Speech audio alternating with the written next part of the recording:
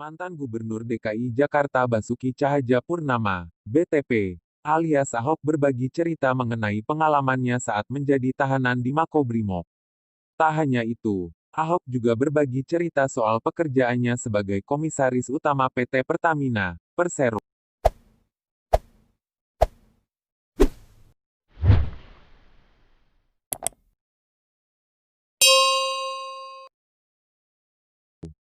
Ahok mengatakan, COVID-19 telah memaksa dirinya dan keluarga untuk banyak berkegiatan di rumah. Menurut Ahok, ia mampu menjalani hal itu karena pengalamannya di tahanan. Ahok sendiri ditahan selama 20,5 bulan. Ahok bilang, sebelum pandemi virus, ia sudah merasakan lockdown di tahanan. Ini sebenarnya berkat terselubung. Buat aku sih ini enak dibandingin di Makobrimob. Jadi dulu aku sudah di lockdown. Selama lockdown di Makobrimob, ia ditemani hanya dengan buku-buku, sehingga ia bisa habiskan sampai 58 buku sekaligus. Begitu keluar dari tahanan, ia memutuskan untuk menikah. Pernikahan pun digelar dengan sederhana. Hanya akad nikah, pemberkatan di gereja dan dulu orang pikir itu kan sedih kok bisa. Sekarang kok orang nggak bisa pesta juga, katanya. Ahok juga bercerita mengenai pengalamannya sebagai Komisaris Utama Pertamina. Direktur Utama Pertamina Nike Widiawati sebelumnya mengaku senang lantaran Ahok kerap melakukan promosi gratis. Ahok sendiri tak keberatan akan hal tersebut di mana menjalankan fungsi komisaris sekaligus influencer Pertamina. Jadi sebenarnya gini, kok saya bilang followersnya, Pertamina, dikit banget.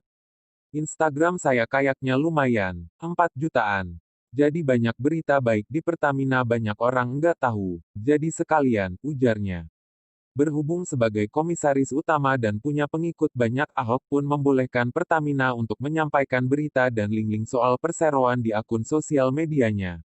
Toh saya kan udah dapat bayaran gaji kan, jadi sekalian, jelasnya. Direktur Utama PT Pertamina, Persero, Nike Widiawati mengungkapkan rasanya bekerja dengan Ahok. Dia mengatakan suka bercanda dengan Ahok.